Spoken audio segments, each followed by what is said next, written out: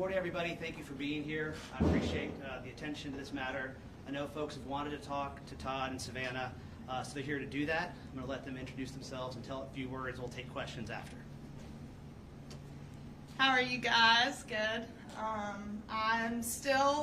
We woke up today and they're still at home.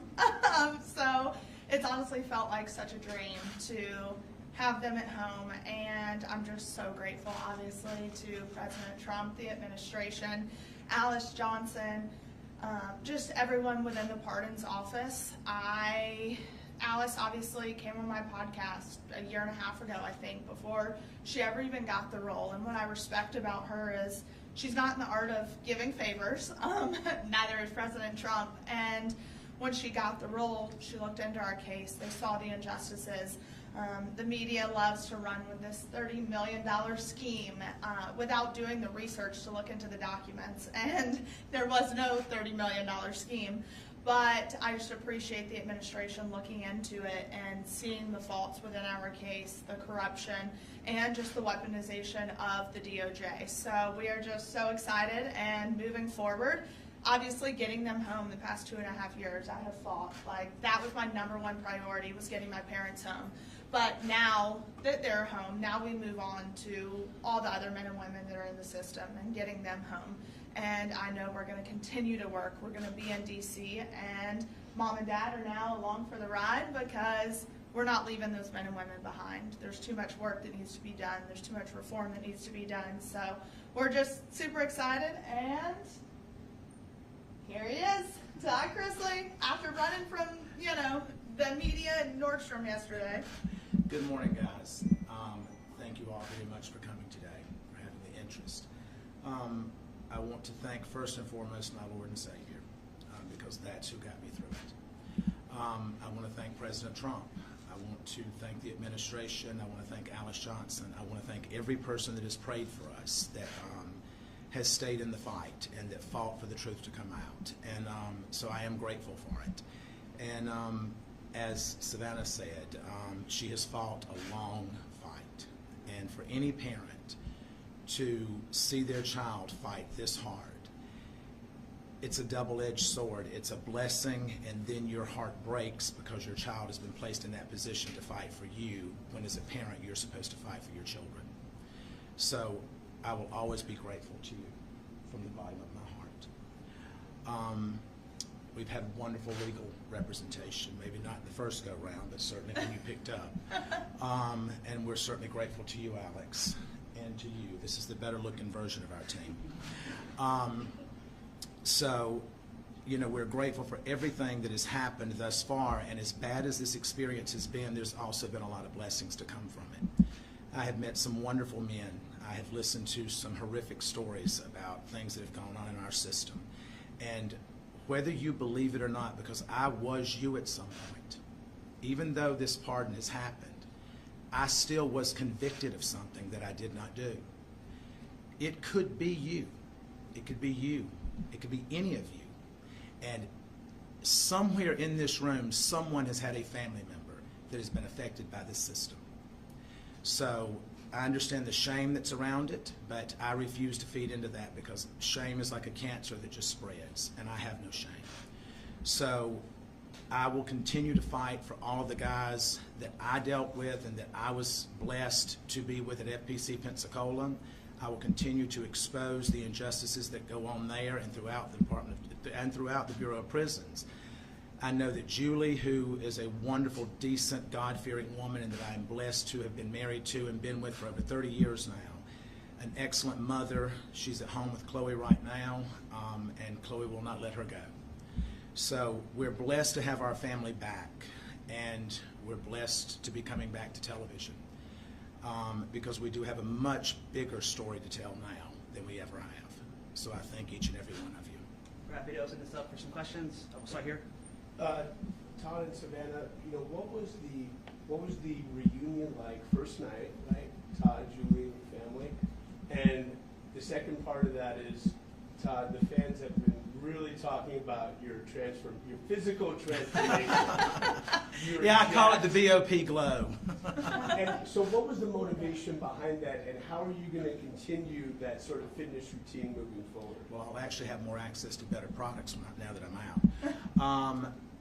You know, I think that I had nothing to do other than to read and to work out. And so I worked out every morning at 10:45 until 12 with my buddies there, and I read, and my walk with Christ became deeper. And I talked to my daughter every day, to Chase, to Grayson, and then I was able to email with Julie every day. And so I think that for me, I haven't had the same effects that so many people leaving the prison system have had. So I'm grateful for that. Or maybe it's just all the residual Botox that never wore off. What was the reunion like, though, first night? Yes, I think for me, obviously I went to pick up my dad. And when he walked out, it was just such an overwhelming feeling, because the last time I was there, I was dropping him off and watching him walk away. So I think watching him walk towards me, I was an absolute disaster. And we left there, and it was amazing. And I FaceTimed my friend Margot, who works within the administration, and she goes, "Hold on a second." She was like, "I'm here with the president."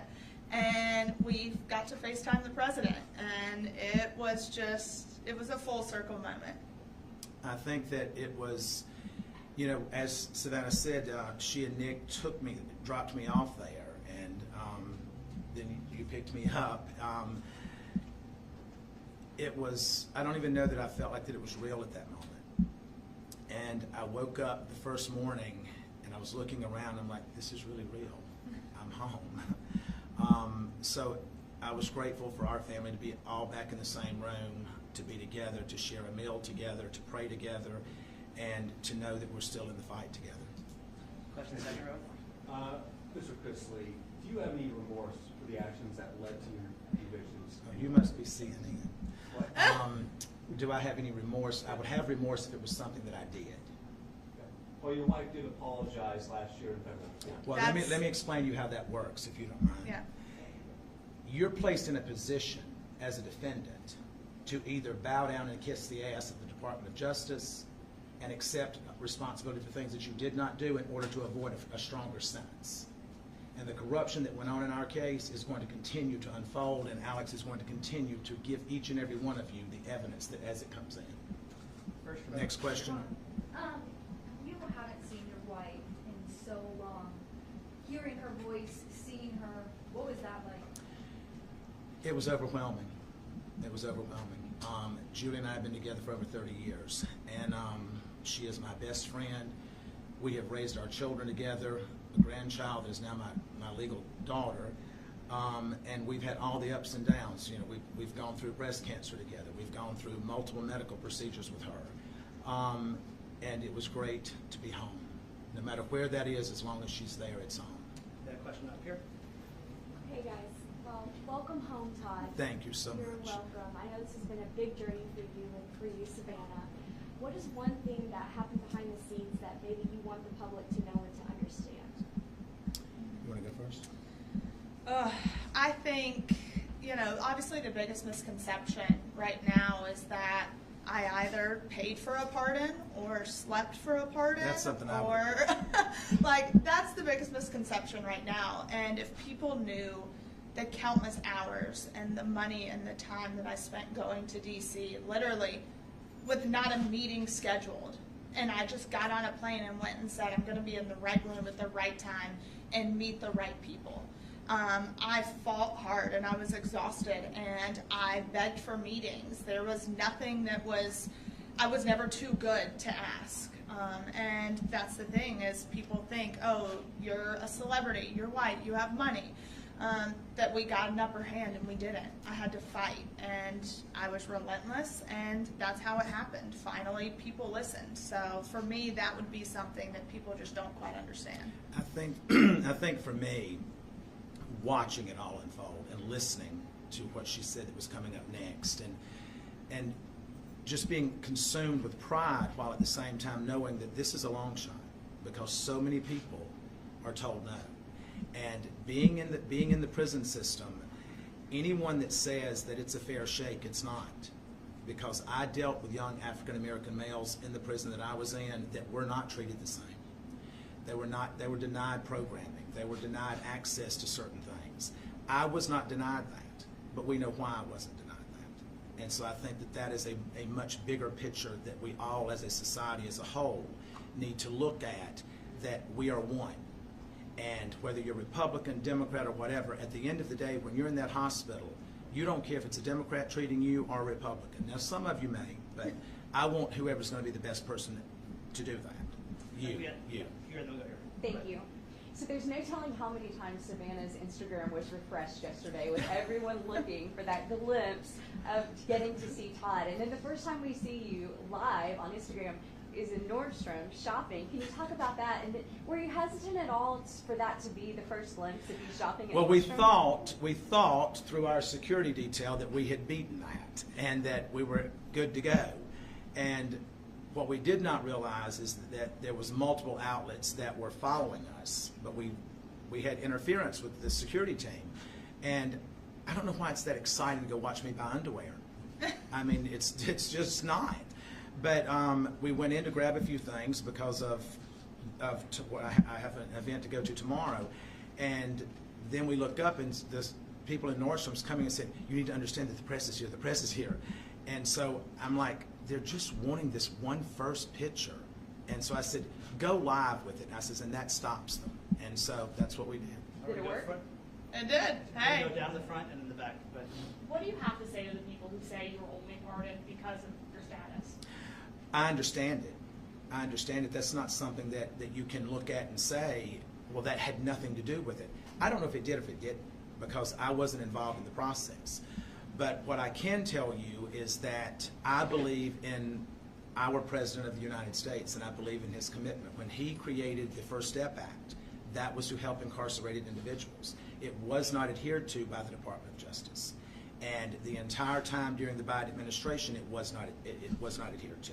So to hear him say that it is now going to be adhered to and Pam Bondi is going to make sure of that, literally since Pam Bondi has stepped in, now the Bureau of Prisons have been given a directive through a new director who I have such a huge amount of faith in, William Marshall, that he is going to make sure that the First Step Act is implemented, and these men and women are going to get the credit that they're supposed to be getting. They're going to get the training and the education that they're promised, and they're going to be given a right to go back to their families in a speedier way. So I do understand that, and if that's the case, I don't know how to address the fact that if it is the case, but I'm grateful to God for whatever reason it was that we were able to obtain it. far end first. But Hi, we know you've called the Nashville area home for a few years, having a home in Brentwood, Bellmead. What's your plans for potentially keeping a life here in Nashville and in the future? We do have future plans. Nashville will always hold a very special place in our heart. But we have other plans. Do you plan to stay here? We will probably always have a presence here. I don't know that we'll be here full time. back row, please. Go ahead. No, you. So after people have been incarcerated, a lot of times they say that isolation and that feeling almost of not being able to associate with family and friends is almost for them feeling like part of a death. And then having them come back is almost like a second chance. Now that you have all of this new understanding, these experiences, really having that conversation with people in very different ways of life, how do you plan to use your platform and just share different messages if you do, now that you're continuing to have this TV show? This will always hold this. You can't go through what we've been through and walk away from it. I'm fortunate, so is Julie, that we never lost contact with our children. Julie and I emailed 10 times a day. And I think it's also important to understand that I was at a camp. It was the brokest child camp that you can go to. The accommodations were not great. But it, needless to say, was a camp. It was a former military base. So we had free access to walk, and we had a track and a weight pile, and we had things that we could do. But there are men there that after, I think statistically, after the first 2 years, people lose contact with their loved ones. And that I can't even imagine how that must feel, but at the same time, I think that we at this point, God has said, when you know better, you do better. And it's our job at this point to expose all of that and to try to make those men and women's lives better if we can. And that's what I plan to do. So let's take a step back and take a look forward. First of all, what were both of your first reactions to the part where you just shocked? And looking forward, tell us, your return to television, this docuseries. Can you tease what it will be like in nature, what the focus will be? Tell us about that. I mean, when I got the call, like I said, I was walking into the grocery store and I stopped in the parking lot. I was like, what do I do? I was like, okay, go back to my car. And so I sat in my car and had that phone conversation that's online with President Trump. And I was in such shock. I really didn't know what to say. I started crying. Grayson was with me and we're like, oh my God, it's happening. It's happening. And I really don't even remember driving home. Like, I was in such shock. And I then was able to talk to my parents and tell them what had happened, but it had already kind of spread like wildfire because President Trump's team posted the video and tagged it Trump Knows Best, which, I loved. But it spread like wildfire, and when they called, they're like, is this really real? Oh my, it was so hard to believe that it was actually happening. I had a staff member that came to me and said, you've just been pardoned. And I just looked at him and he says, no, really, you've been pardoned, it's in the news. And so I walked up to call her and she said, it's true, it's true. So I remember walking back from the phone and just feeling numb, not really knowing. And then after about 10 minutes, all I could think about was the guys that I was leaving behind because I had made such wonderful relationships with those men. And when I left that day, there was only 317 men at our camp, but they were lined up shouting when I was walking out. And they were saying, don't leave it, don't forget us, don't forget us. And my commitment is to them that I will never forget them. And how about the docuseries? Parenting. So we had been filming, and we had just wrapped filming for all intents and purposes. And then we get the call that they had been pardoned, so we picked right back up. And we're excited because I think this new show is going to give, first off, it's going to give people a look into the trial and things that we went through, and we're going to set the record straight, put some documents out there. Alex is on there. But it comes full circle because we go back and then we get to the point where mom and dad are pardoned, and now we move forward with our lives. And I know for me personally, now I get to be a normal 27-year-old, almost 28. And so my goal, it's like we were talking last night, it's like I'm traveling to 30 countries by the time I turn 30. But going to DC is going to be, I will be there a lot more because now I hope to work with the Federal Bureau of Prisons and Billy Marshall and help them expose the corruption because he has vowed to hold people accountable if there has been abuse and corruption to occur. So I am extremely excited for that and to work with some organizations, put bills in front of Congress, especially for women who are incarcerated. So that's kind of our goal. And then obviously they've already got all the offers rolling in, so it's going to make life so much easier. You'll see him on quite a few different shows, I have a feeling. So one more question and then I think Can Todd confirm that you will be a part now of the second portion of the series? We are.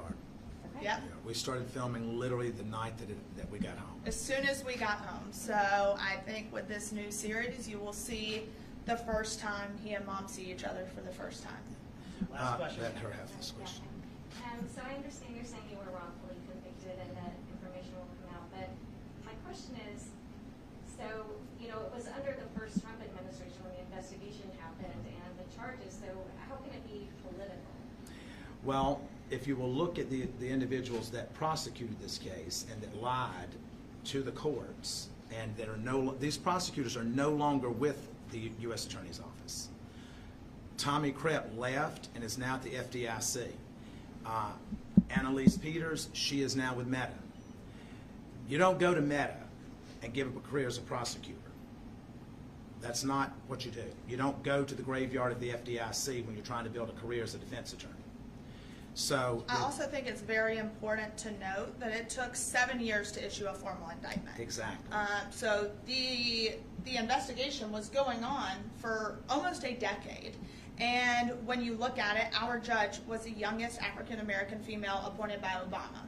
So she allowed so many things to come into trial with the Fourth Amendment violations, and magistrate judge ruled that all the evidence must be thrown out because it was obtained illegally. So we don't know if stuff was planted. Mark Braddock was involved. He got full immunity from the government. So the whole trial was just messy and tainted. And when the magistrate judge ruled the evidence was not allowed in, the Obama-appointed judge said, nope, I don't care. We're allowing it all in. And with an email that said, we need to catch a big fish. And the response was, well, Todd Chrisley is the biggest fish in Atlanta right now. And I think it's also important to note that the Office of Inspector General ruled in our favor in their documents, that in their investigation, that stated, we agree that the Chrisleys were unfairly targeted. We substantiate Due to their celebrity status. Yes, we substantiate the Chrisleys' claims that they were unfairly targeted. So at the end of the day, I will sit and say, as his daughter, I believe in law and order. If I believe that my parents did exactly what they were accused of doing, then yes, you have a consequence You have for a it. consequence for it. Do I think the consequence should have been 12 years? No, I do not. That's not even a fair sentence if it was true. But I know in my heart of hearts it was not true. I caught these prosecutors in so much misconduct, speaking to the judge, having ex parte communications. And This is in writing. This It not is in hearsay. writing. Alex exposed the emails. So I think at the end of the day, if you want a conviction, then have a clean conviction. And to go back to your question about it being a Trump administration, it was a Biden administration that the OIG issued the report under that said that we were targeted. Mhm. Thank All you. right, guys. That's it. Thank you all very much. Thank Awesome. you. Thank Y'all have you. a wonderful day. God bless. Thank you.